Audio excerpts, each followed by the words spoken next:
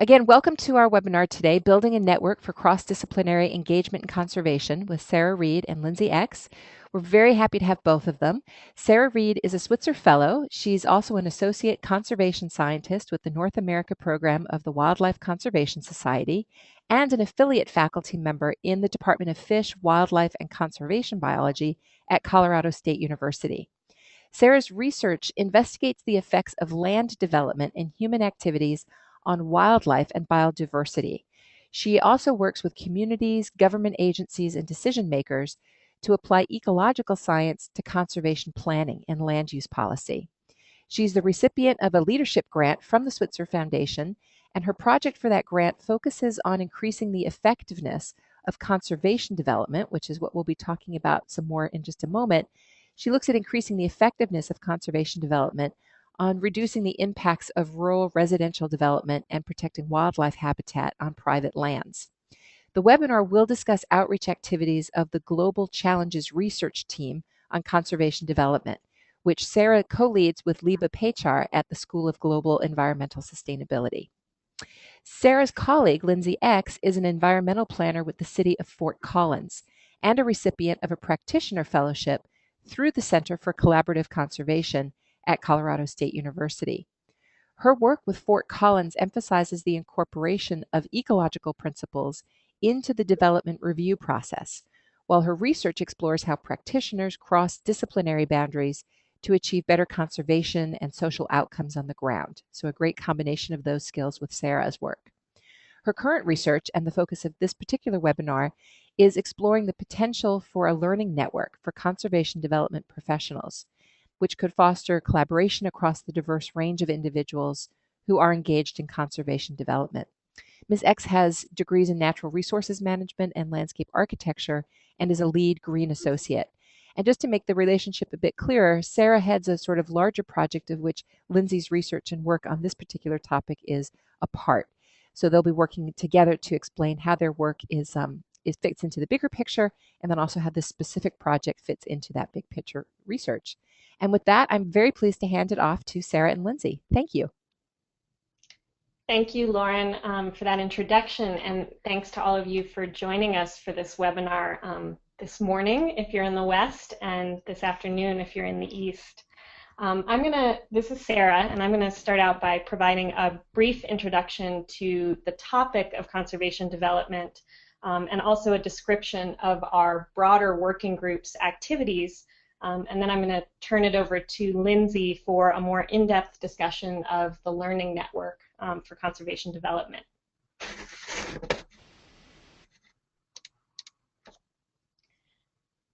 So in recent years, low-density rural residential development has been the fastest growing source of land use change in the continental United States. For biodiversity, this is particularly a concern because private lands where development is occurring are typically lower in elevation, and they're typically higher in biological productivity and provide habitat for a greater number of wildlife species than higher elevation, less productive public lands. The conventional approach to the conservation of biodiversity on private lands in recent years has been for land trusts, conservation organizations, or government agencies to purchase land or to purchase development rights through conservation easements. And using these techniques, land trusts and conservation organizations have made a great deal of progress towards protecting biological resources on private lands. This figure shows the total acreage of land protected by year in the United States.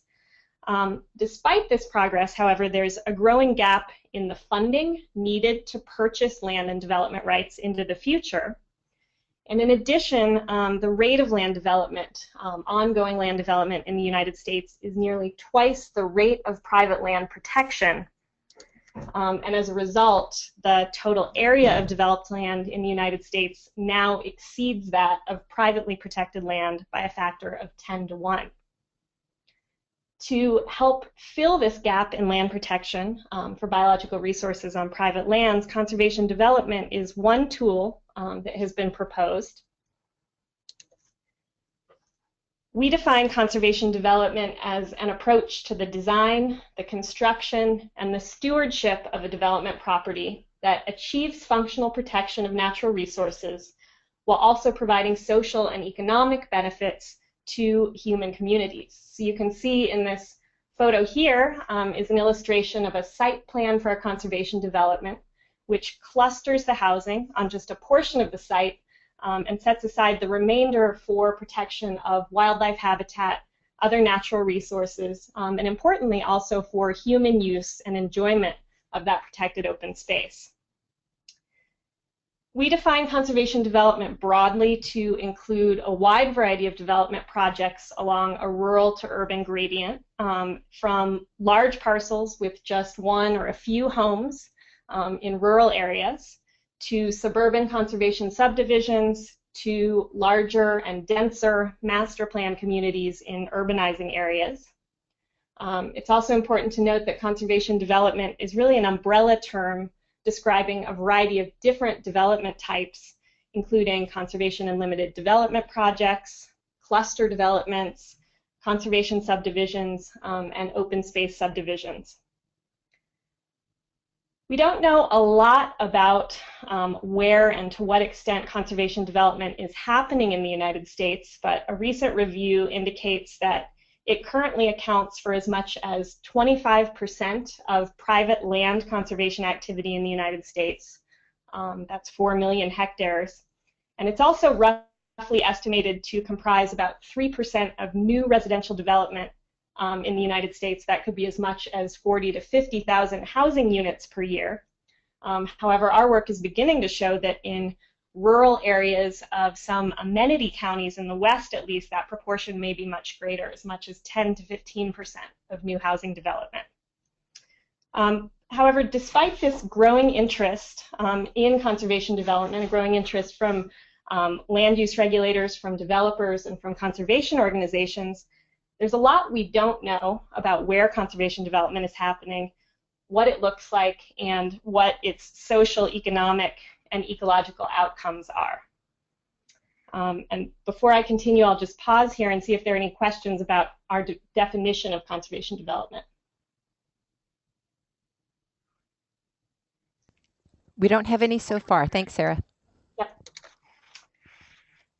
So to help address these gaps in our knowledge about where and how conservation development is functioning, Liba Pachar and I co-founded a Global Challenges research team on conservation development at the School of Global Environmental Sustainability at CSU in September 2010. Our Global Challenges research team, or GCRT, is an interdisciplinary group of researchers and practitioners from several colleges and departments at Colorado State University, as well as several other universities, government agencies, and nonprofit organizations that have an interest in conservation development and also represent one of the many disciplinary perspectives that are needed to make conservation development an effective tool. So this is just a screenshot of our website, and I've included our web address in the bottom right-hand corner if you want to follow up and see more information about what our group is doing. It's cd.colostate.edu. Broadly, the vision for our working group is to synthesize data on existing conservation development practice, to establish a rigorous scientific basis for evaluating conservation development designs and policies, and to engage with land use planning, development, and conservation practitioners to inform the design of future conservation development projects. To implement this vision, our group is pursuing 3 main activities. First, synthesis. We are synthesizing the state of our knowledge regarding the social, the economic, and the ecological effects of residential land development in the United States. Through a comprehensive literature review of the scientific literature on the topic, our goal is to summarize what we know about how the density pattern and extent of residential land development, as well as open space, influence social, economic, and ecological factors, and importantly also to identify what we don't know and where are the important gaps in our knowledge about these factors. Second, we have compiled a database of the locations and boundaries of approximately 400 conservation development subdivisions across the state of Colorado. We're using this database to examine land use and development patterns in conservation development subdivisions and comparing them to those patterns in conventional subdivisions. We've also used this database in conjunction with data about home sales to investigate the degree to which conservation development subdivisions are more profitable than conventional subdivisions. And I'm happy to talk more and answer questions about these first two groups of activities in the discussion section of this webinar. But I'd like to move on to our third group of activities, which is really the focus of what we wanted to talk about today. Our third objective is related to outreach, and specifically to contribute the information that we're developing for application to conservation development in practice. We have communicated about our group's activities in a variety of ways via development of our website, through targeted presentations at scientific and professional meetings, and workshops. And specifically, we're really interested in reaching those folks in the land use planning, development, and conservation community who are actively engaged or interested in becoming engaged in conservation development. As a first step towards that end, in 2011, last year, we hosted a workshop with leaders from the land use planning, conservation, and development communities to discuss current trends and key information needs regarding conservation development. We opened a discussion at this workshop about the idea of creating a web resource or a learning network for professionals who are engaged in conservation development. And an important piece of feedback that we got in this workshop was that we really needed to take a step back and evaluate the need for a learning network or other collaborative tool. And this is the project that Lindsay took on and took leadership of via her Center for Collaborative Conservation Fellowship, specifically to be thinking about talking with professionals who have managed other outreach networks to understand their challenges and their successes, and also to conduct a needs assessment regarding what tools would be most relevant and most useful in this community. So I will stop there and turn it over to Lindsay to talk more about development of the needs assessment and learning network. Sarah, actually, could I just take a quick pause because we did have one question about a slide that's been it's a while back. It's about the millions of acres on the graph, the graph that I think shows public and private. Yep. That one, yep. So this is from Sumner, and the question is, it says the millions of acres your graph depicted seem to be very high. The USDA information that Sumner uses says it suggests 1.5 to 2 million acres developed. These are green fields being developed annually. This is total. This is total and not per year. Okay. Sumner, if that, hopefully that answers Sumner's question. If not, we'll follow up on that at the end of the presentation then. Thanks. Sure, and just to note, the data in this figure are from the NRCS. Okay. Okay. Thanks. Thank you, Lauren. And thank you so much to the Switzer Foundation for hosting us today. And thanks again to all of you for joining in. My name is Lindsay Ex, and I'm an environmental planner, as Lauren indicated, with the City of Fort Collins, and a fellow with the Center for Collaborative Conservation, who is the funder of the effort we're about to discuss. As Sarah mentioned, one of the key goals of the Conservation Development Global Challenges Research Team is to share knowledge and research outcomes with the larger group of people that are practicing conservation development. Through this area of focus, our vision is to cultivate cross-boundary communication and expertise in CD practice. And one tool that we discussed early on in the group was this idea of creating a learning network. A learning network is often a web-based tool, but it can also be a conference-based tool or employed through a mix of media. But the goal is really for practitioners, or a place for practitioners where they can learn from each other's experiences and also share their own experiences as well. And instead of assuming that a learning network was a good idea, as Sarah indicated during the workshop, we decided to ask the very practitioners engaged in conservation development if they thought that a learning network was a good idea, and also about collaboration more in a general perspective.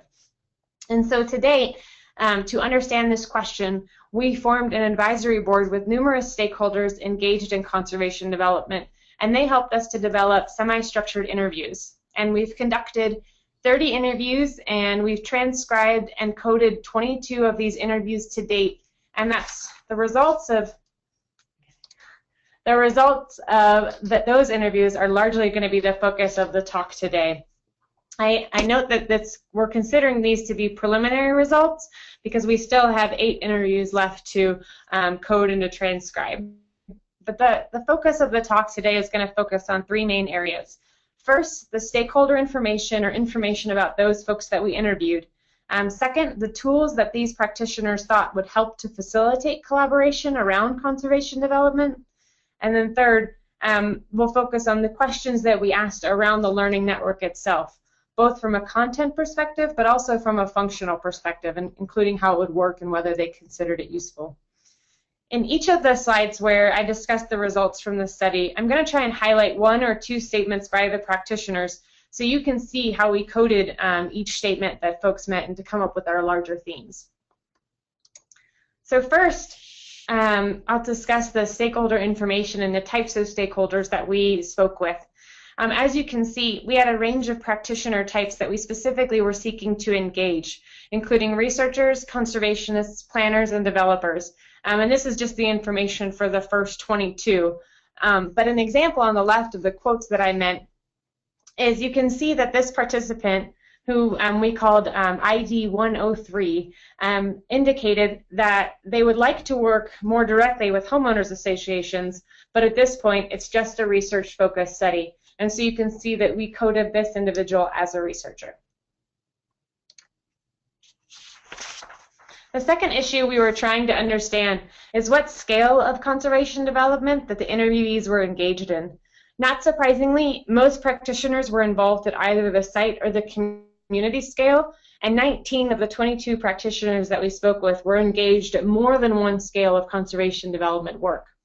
So in the first quote on the slide, you can see that this individual, ID 116, mostly focused their efforts on the site scale, where they designed conservation subdivisions for their clients. But the interviewee number 118 also indicated that they work at a community scale. So they said specifically, we help communities make decisions on how they grow and change. So we coded that as the community scale. So that's just a really brief amount of information on the folks that we interviewed and the scales in which they work. I want to spend the next few slides highlighting the various tools that practitioners identified that they thought would facilitate collaboration. The most often cited tool was a web-based tool, with 12 of the 22 practitioners identifying this as a good mechanism to facilitate collaboration. I'm going to go through several of these categories to help explain what we heard. And Lauren, are there any questions that we should answer first? There are not. Okay, thanks, Lauren. So first, this slide highlights the interviewees who suggested that a web-based tool would help facilitate collaboration. One participant, the quote on the top, noted that the lack of any sort of centralized research for conservation development information would be helpful to them. They were specifically saying that if someone were to walk into their office, they didn't have the materials that they would have liked to just pick them up off the shelf and help them work through a conservation development project. And a second participant noted that a web-based tool would likely be most effective and that it doesn't cost too much for folks to access, and also given the current economy that we're working in. Secondly, regarding tools that facilitate collaboration, I want to highlight this notion of networks that are currently in place, or the idea of networking and relationship building. Several participants indicated, as this first quote does, that collaboration is all about relationships. Another participant mentioned that you need to check in frequently with your relationships and with your partners to ensure that your future collaborations are going to be successful. We had numerous folks that were talking specifically about this notion of relationship building as a tool to facilitate collaboration. Another participant, maybe more of a tool than relationships, talked about having a directory of practitioners that they could pick up the phone and call on a specific project to learn more about their specific experiences in conservation development. But one thing that we had heard from several practitioners is that perhaps an effort like this should try and be housed within existing institutions, such as the Urban Land Institute, the American Planning Association, or the American Society of Landscape Architects. And just finally, on this notion of tools that can help facilitate collaboration, I want to highlight this notion of regulations. As one researcher, 4 of the 7 planners, and a couple of developers that we interviewed highlighted how a regulatory process can help to foster collaboration, especially when it's required. So for example, the first quote highlights this notion that a regulatory process should demand that applicants walk the site and conduct a site inventory and analysis, which would require that a consultant be involved in the process. And if you further in the interview, this interviewee specifically is talking about the environmental aspects of a site, raptors and other species that they want to make sure are protected through the development. The second quote suggests that incorporating a requirement into the development review process whereby folks would have to consult with a local land trust should also be a good tool that would facilitate collaboration. Though this participant and others also noted that some land trusts are really hesitant to get involved with conservation development, and he questioned whether or not this was always the best role for land trusts. So this could be something that would be applied more on a local or regional basis, depending on how much your land trust would want to get engaged. Other participants in other parts of the interviews indicated that regulations were often seen as a barrier, especially when they didn't acknowledge this type of development, or they wouldn't provide incentives for it, such as a density bonus. That if it wasn't institutionalized in the process, then implementing CD could be more difficult for folks. So now that we've outlined both the types of stakeholders and the tools that they felt would facilitate collaboration, I'm going to dive right into the results regarding the learning network, and we'll focus on the learning network from 2 different perspectives, both function and from content perspective. The first finding and the first question that we asked folks almost every time was, do you think that this is a useful idea? And by and large, the answer was yes. 20 out of the 22 practitioners that we've interviewed and coded so far said that a learning network would be a useful tool. And that's what the first participant indicated. But I do want to express, too, and acknowledge that a couple of participants expressed a little bit of hesitancy around the idea of creating yet another network. And I think the key point of their whole discussion is highlighted in the last sentence on the line where it says, how do you try to make this network stand out? So that's really important for us as we move forward. Lauren, should I pause for a moment? We're okay on questions. Thank you. Thank you.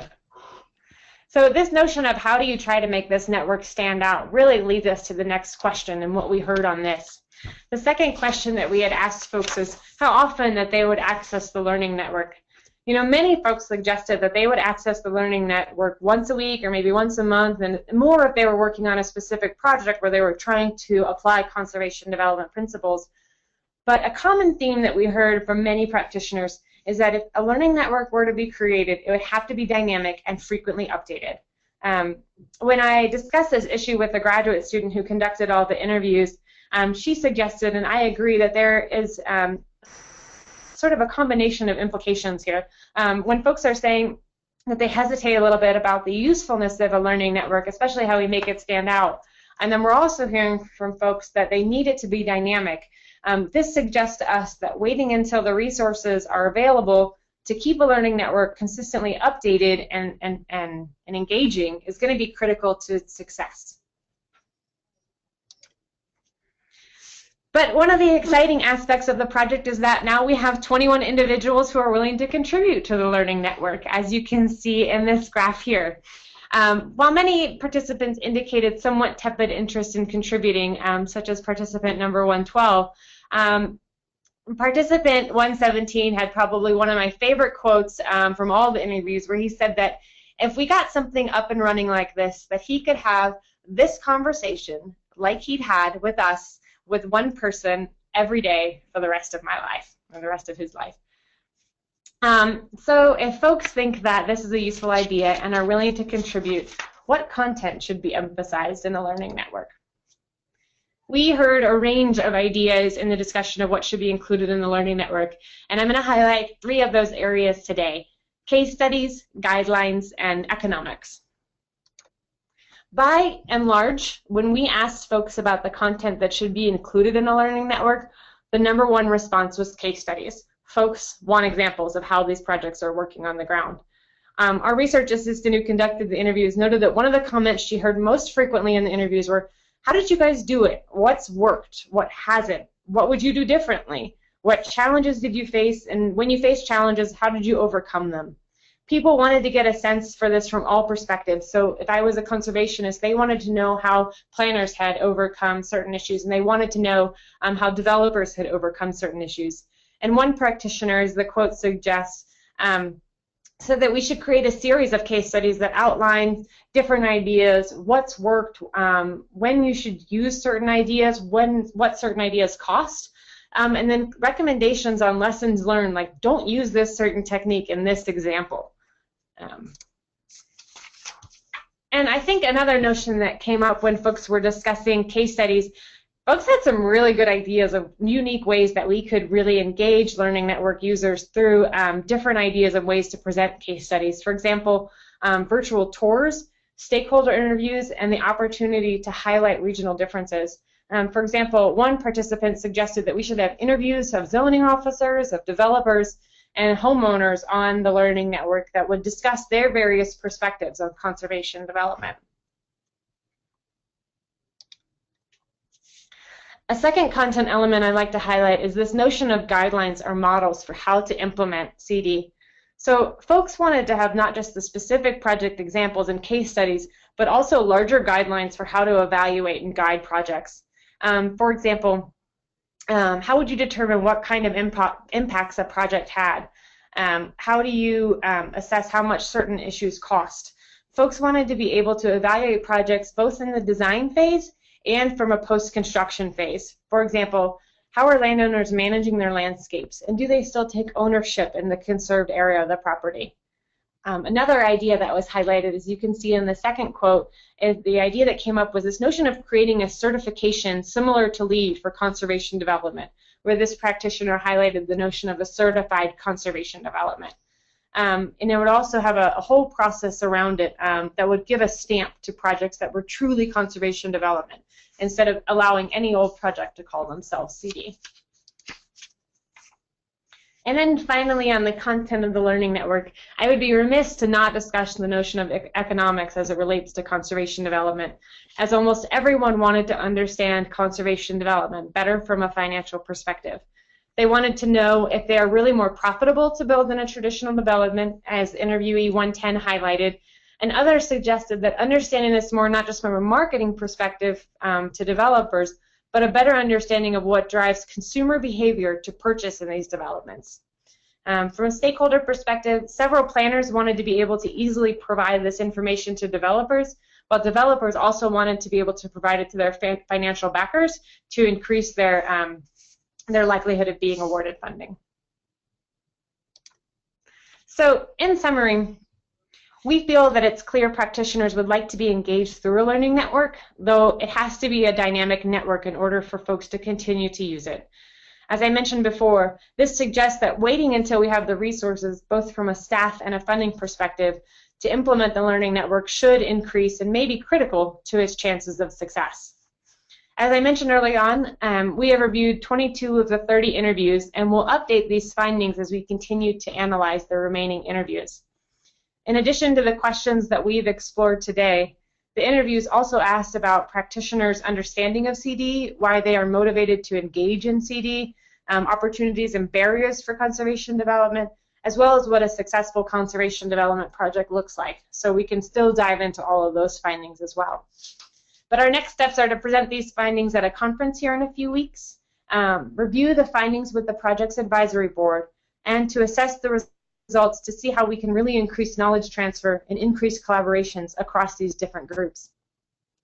One of the findings that we've already seen from the data that we didn't really discuss here today is that there isn't a common definition for what conservation development is. And trying to create a more common and accepted term or a structure, perhaps through the certification or guidelines-based process, as some practitioners suggested, around CD could help to increase those collaborations amongst these various practitioners, as at that point we might have a common language with which to discuss conservation development. And finally, we want to launch this network, and based on the feedback we've heard, folks want us to launch the network as well. but at the same time, it needs to be successfully launched, and that will require the funding and the staff support. And so a key next step for our Global Challenges research team is to seek the resources necessary to take this discussion from an idea to a reality, which is supported by a whole suite of stakeholders. And just in closing, we'd like to acknowledge all the folks who have made this discussion today a possibility. The advisory board who helped us form the research questions and are going to be helping us with the analysis, all the members of the Global Challenges research team, our funders, and all of our research assistants as well, and specifically Sarah Mason, who conducted all 30 of the interviews and has been so critical to keeping this project organized to date. So with that, I think we would open it up to the discussion portion of the webinar. Super, thanks. And we already have our first question. This is from Bridie. She says, do you feel that the interviews themselves, as opposed to conducting a survey, contributed to the buy-in to this idea? And would you recommend this method over a survey for scoping interest in and content to include in a learning network like this? That's such a good question. And when we originally started this effort, our goal was to do these interviews with known practitioners and then launch the ideas and questions and concerns that they had to a broader audience with a survey or an online survey, and capturing not just those folks that are actively engaged in conservation development, but a wider audience as well. And that's still on the table. It's something that we want to discuss with our advisory board. So we really think that both of those tools are great tools, and they have different purposes. I think I was a little bit surprised to see how many folks thought that a learning network would be a good idea. And so I think we have a little bit clearer direction than we had originally anticipated. And so if we were going to do an online survey, it might have a little bit different of a focus than we originally would have done. Super. And we have a follow-up question from Sumner, but in the meantime, I just wanted to remind everyone that you can either type a question into the question panel, or if you're using a phone or a computer headset that's hooked up, you're more than welcome to use the raise hand button. It's in your GoToWebinar control panel. It looks like a little hand. You just click on that. It will alert me to the fact that you'd like to be called on, and we can call on you and unmute your microphone or your headset so that you can ask that question live. So feel free to do that. The follow-up question is from Sumner, asking about the upcoming conference in 2 weeks, when it is, more information about that. Yeah, both Lindsay and I will be presenting on various aspects of the work of our Global Challenges research team, and specifically Lindsay will present additional sort of information from the needs assessment at the, let's see if I can get this right, Pathways to Success Human Dimensions of Fish and Wildlife Management Conference, which is taking place in Breckenridge, Colorado in the 3rd or 4th week of September. I'd have to look it up to give you the exact dates, but we're speaking in a symposium on private land conservation and land use planning for protection of wildlife habitat that was organized by Heidi Kretzer of the Wildlife Conservation Society. Super. I think people are still formulating their other questions. So in the meantime, maybe you could go over a little bit of what you sort of teased us about in the discussion slide about some of the remaining questions that you need to analyze about conservation development. Well, thanks, Lauren, for putting me on the spot. Sorry.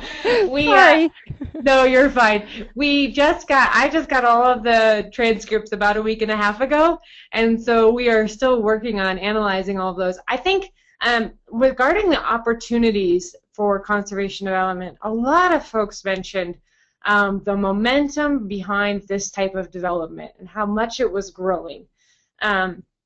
From a barrier perspective, or so I guess that there's some sort of a paradigm shift that a lot of folks were acknowledging in regard to what kind of home they want to purchase and what kind of development that folks want to create as well.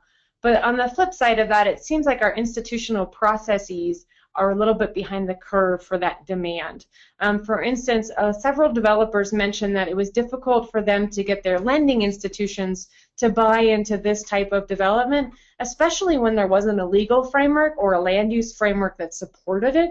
And speaking of the legal and land use framework, a lot of folks mentioned that regulations could either be an opportunity or a barrier for their work. Oh, sorry, I didn't unmute myself. That makes a lot of sense. And I won't put you too much more on the spot by asking you more detailed questions about content you No, just go got. ahead, Lauren. Go ahead. We have another question here from Peter. He says, it seems that part of the challenge is the classic, and then in quotes, push-pull between pushing content out while maintaining relevant, timely content contributed by the community members, perhaps by pulling it into the network portal. He says he's wondering if a model worth considering might be to reach out to current content providers, land conservation trusts, academics, federal or state agencies, etc., and knitting that existing material together. And he says, is this something that you've looked at? It's not something that we've dove into just yet, but in addition to Peter, we did hear that from a number of the practitioners. They really suggested, there's a lot of folks that are doing something similar out there to this. Maybe can we jump on their backs? And I think that might be a direction, as Bridie asked earlier, for the online survey about what is the best venue or what the best institution is for hosting this learning network. That's certainly something that we've discussed with the advisory board quite a bit. I think that a lot of folks mentioned, well, could the American Planning Association do this, or could the Urban Land Institute do this? And I think one of the challenges with conservation development is knitting together those diverse practitioners. Are the researchers going to look at the same thing that conservationists are and the same thing that developers are? And so that seems to me to be one of the most critical challenges we face for something like this. Yeah, that makes a lot of sense. This is Sarah. I was going to say something really similar, is that part of the reason that we're taking such a kind of measured approach to figuring out how best to do this is exactly that question that Lindsay raises, that these are groups that tend to seek resources, their own professional societies in different places. And so how do we create kind of a common and also ideally a pretty neutral space where they can get together and talk about and ideally build collaborations on this specific topic? And I think just building on that, we obviously want to, as the questioner asks, link back. If this were to become its own network, then we want to make sure that we are connected back to those professional organizations so that there was that two-way communication. Super. We have another question here from Susanna. She's saying, are there plans for the Learning Network to reach out to practitioners not involved in CD? Yeah, I think that ideally that's where we would like to go. And as you might imagine, we were challenged to some degree in thinking about how to reach those people in the interview format. We were trying to speak to people who are at least generally familiar with the concept, if not actively engaged in conservation development in practice. But that might be a potential way to use a survey to kind of contact and assess those folks who are less engaged. And then, yes, definitely down the line in terms of doing outreach and trying to connect people to the network, we'd be very interested in reaching people who are not actively engaged or may not have a good active working definition for what CD is. And I'll just follow up on that too. One of the questions that we asked in the interviews was not only, what would you like to know about conservation development, but that you currently don't, but also when you were beginning this process, what would you have liked to have known? So when you were working on your first conservation development project, what would you have liked to have known that you didn't? And the goal with those questions were to be able to make sure that any materials we created would communicate to a broader audience, not just from a practitioner perspective, but also from a level of experience perspective. But I agree with Sarah, we'd very much like to engage folks that aren't necessarily already engaged in conservation development. So we don't have any questions right now, but I actually have one. This is Lauren. So as it's emerging what people would be interested in finding, you've mentioned that, that people have talked about if one of the existing professional organizations could be a home for a network like this. But I'm wondering, as it's emerging, what that network could or should look like according to the folks that you've interviewed. Are there any professional organizations that have elements of a network already that you think you could model yours on, whether it becomes part of that professional association or not? So, for example, are there things that the Urban Land Institute is doing that you could see applying to a network of conservation development? Are you talking about the structure of it more or the content The structure. of it? The structure. Yeah, there's quite a few learning networks out there that exist for other topics. Green infrastructure is one. I know that there's a fire restoration learning network, whose name I'm not totally remembering. There's also a sustainable development learning network that's by invite only.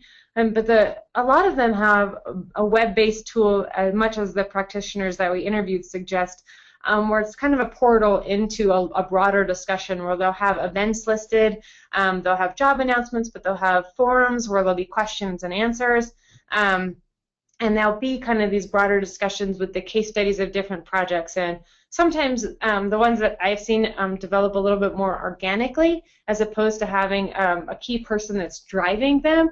And I think that that might or may not contribute to their success as well. That makes a lot of sense. So let me invite everyone again. We've had some great questions. We've got time for a few more before our hour is up. While we're waiting for some additional questions to come in, are there any aspects I sort of asked Lindsay and Sarah to keep their presentation on the shorter side so that we had time for Q&A, but are there any elements that you didn't include in your primary presentation that you think are important that you want to make sure that you get to?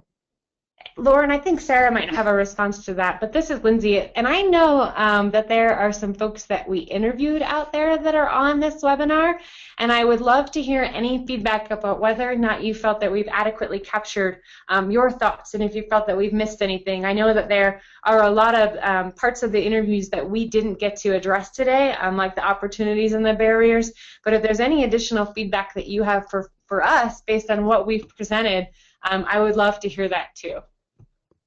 Super. And likewise, I actually was going to turn this around as well and pose a question to the listeners and ask the question for those of you, and I know there's a relatively diverse group of professions represented among the attendees. Do any of you engage with web resources, learning networks, or other collaborative tools that you would recommend to us to look at in terms of structure or content? Both good questions. And again, for those of you listening on the call, you can use the chat window, you can type a question into questions, or you can also use the raise hand button, and you can talk to Sarah and Lindsay live by phone or by computer headset.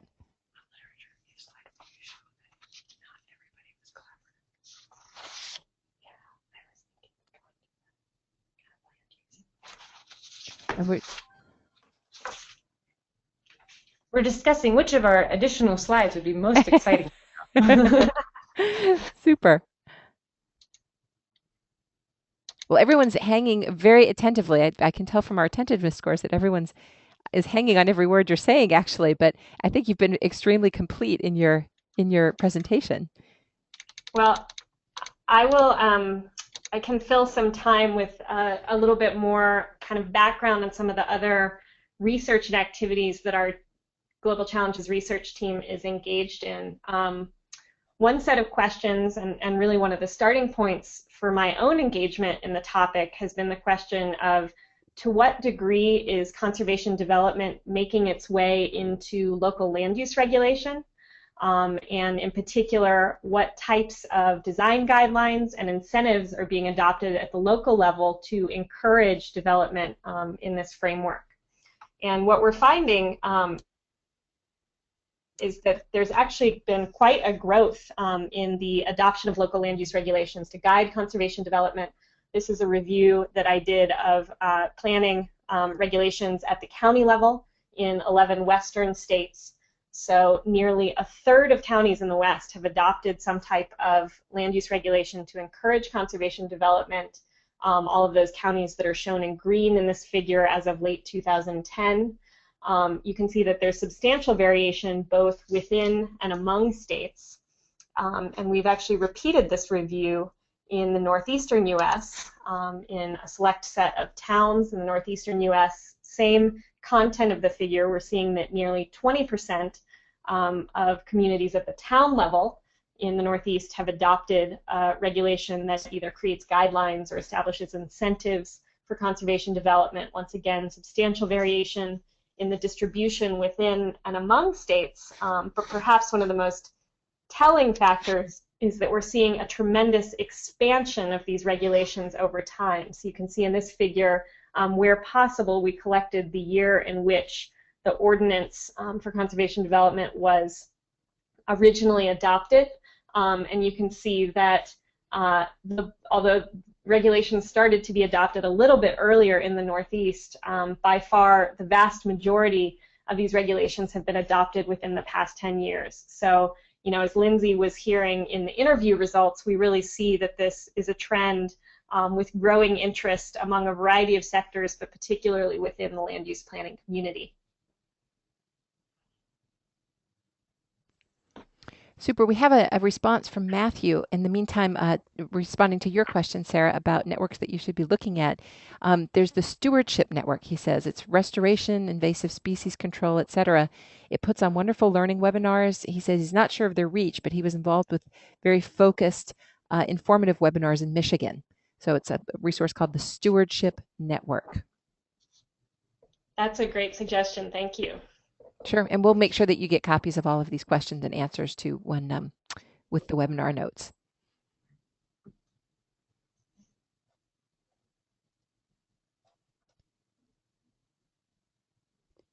So I don't have any other questions here. Anything else you'd like to cover? I think you've done an incredibly thorough job. Oh, Susanna's got her hand raised. Hang on just one second. Let me go ahead and call on Susanna. Okay, Susanna, you're unmuted. Thanks for your presentation. This is really great. I was wondering if you could talk a little bit about some of the needs that you found out from some of the scientists and researchers. It seems like you talked a lot about, from the practitioner's perspective, like the designers and the developers. So did that differ depending on the profession for the network? You know, that's actually the next step of what I've been doing. Just yesterday, I was going through all the different developers' interviews and looking at their needs to try and parse out where the different needs are coming from. So that's absolutely a question that I'm trying to figure out right now, and I don't have a great answer for you. I can say that universally, when we ask the question, kind of, you know, what would you like to have known about before you got started, that almost every practitioner type mentioned, I would like to know about the other practitioner types and more about their the driving factors for them to get involved into conservation development and how to engage with them and what are the best ways for me to communicate with them to get them as excited about conservation development as I am. And so right now I tried to parse out, you know, I tried to look at are certain practitioners involved at one scale more than others? And so far, which I think is somewhat intriguing, I haven't seen a lot of differences among the practitioner types for these different areas that I've looked at, but it's still something that we need to explore. Thanks. Well, I can ask a follow-up question of Lindsay from that comment, and that is, I'm just curious to hear your opinion of whether you actually think potentially content from the needs assessment itself would be a useful starting point or contribution to the learning network, in the sense that you now know a bit about how these different groups define CD differently and also what they see as kind of barriers and opportunities for engagement. Yeah, absolutely. I mean, I think that we probably have at least 100 different case studies that we could highlight now. And, you know, some of the ones that maybe those of you involved with conservation development have heard of, certainly Prairie Crossing and Celebration in Florida, and then some of the folks that are doing the work up in Teton County. But I've heard we now have lists and lists of starting points. I think that, you know, for me, we did hear sort of these areas of synthesis, but also folks were really looking for our folks didn't have a common definition of conservation development. So maybe instead of the learning network saying, oh, this is what CD is, maybe it's an opportunity or a portal for that discussion to be played out and to come up with that common definition that all folks feel that they could buy into.